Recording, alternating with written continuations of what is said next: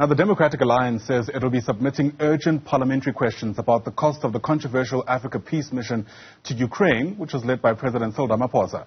The party is calling for accountability after extra security personnel and journalists had to abandon their trip in Poland due to some documents allegedly not being in order. The DA also wants to know if the president supports the racism allegations leveled against Polish authorities by his security chief, Wally Rhoode. Let's unpack this further now and bring in DA leader John Steenhuisen, who joins us via our video link live from Cape Town this Monday morning. John, it's lovely to see you. Thanks as always for making time. And look, you certainly pulled no punches in your statement around this particular issue. And you also mentioned there that you don't have questions only for the presidency, but also for the police minister and the Auditor General. Correct. I think the issue around the second plane, the procurement of the plane, who it was procured from, and also the fact that very clearly there was very poor planning and logistics around it have led to a large amount of fruitless and wasteful expenditure in a country that's really struggling with its own infrastructure problems around electricity, water and sanitation. To be wasting large amounts of money on expenditure like this in this environment just simply doesn't make sense. The other question is why the president needed such a massive security delegation. Over 120 people set aside for security and 12 containers of very, very heavy weaponry and large amounts of ammunition, which was one of the reasons why it was not allowed into Poland and not allowed to continue on then as well into the airspace of other countries. It's very, very clear that the South African Air Force had warned the Presidential Protection Service head, Wally Rhoode, before they departed about what was required, and that was simply brushed away and ignored. So somebody's going to have to take account for this money that's been wasted now, and we believe that Mr. Rhoode and the rest of the Presidential Protection Unit have some very, very serious questions to answer because they were the ones in charge of the logistics. Yeah. It doesn't help that there was also a fair amount of doublespeak, at least from my vantage point, when all of this was coming to a head on Friday. I mean, Wally Rhoode, not mincing his words, accusing Polish authorities of racism and sabotaging the trip. Vincent Magwenya, I suppose, also releasing a statement on the presidency's website, suggesting that this is no big deal. And I suppose that doublespeak doesn't really help deal even with just the optics of this particular trip. No, Mr. Rhoode himself has now caused a diplomatic incident with the Polish government.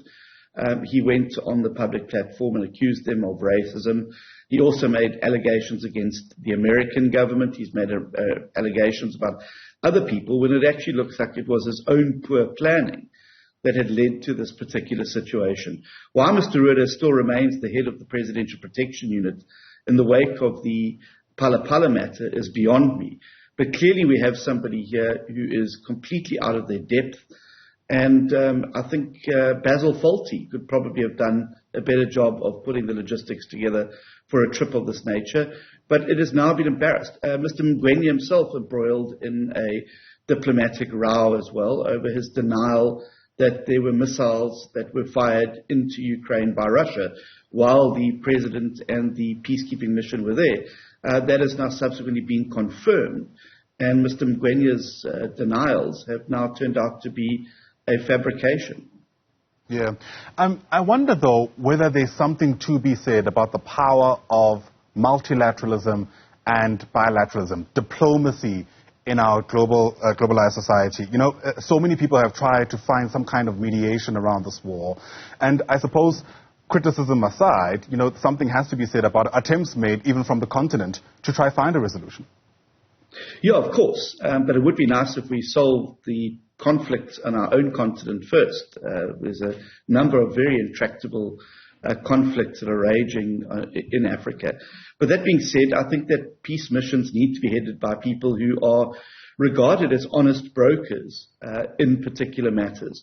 I don't think that President Ramaphosa can, by any stretch of the imagination, be seen as an honest broker in this particular matter, while the cloud of the Lady R hangs over our heads. And I think that it would have been better had that matter been cleared up before he departed, because you have a mountain of suspicion from one side to overcome before your message is even heard, and that is generally why dispassionate third parties are generally used for peace missions.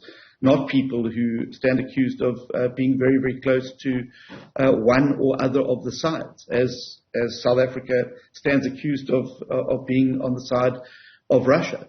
That being said, any efforts to bring peace to conflict should be welcomed and supported, but it remains to be seen whether, in fact, any of the 10 points that were part of this plan have actually been achieved, because it seems that the positions of both Mr. Zelensky and Mr. Putin have remained exactly where they were prior to the trip taking place. Yeah. Mr. Putin did say, though, that he's open to more engagements if the opportunity arises. I wonder what you make of that exchange, by the way, between Ramaphosa and Putin, because according to Ramaphosa, the trip is a success on the basis of just the fact that they had the audience of both presidents so close between each other, he says. Well, I mean, I think that that's not the first time it's happened. I mean, it could have happened via Zoom as well, those types of talks.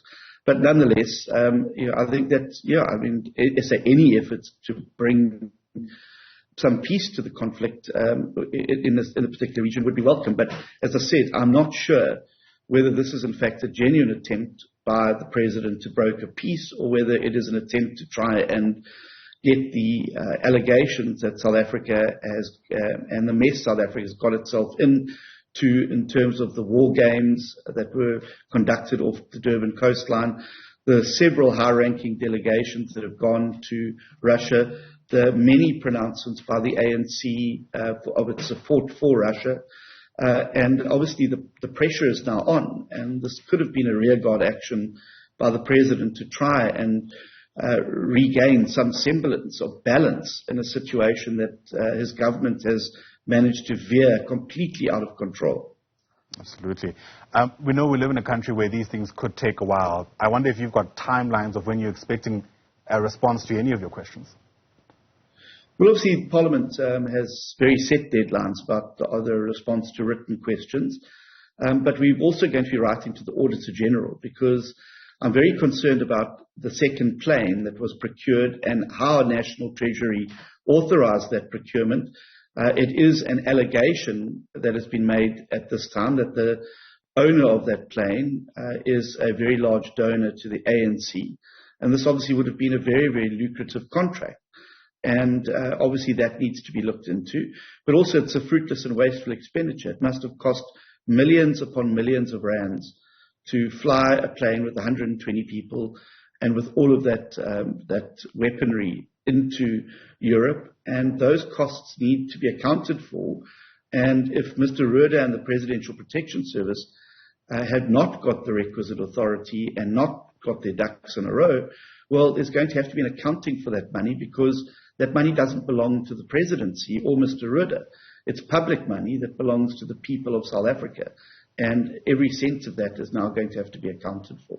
Absolutely. Look, the opposition is known to be critical of the party in government, but I think many people would also like answers to the questions you put forward. John Steenhuisen, the leader of the DA, thanks very much indeed for your time.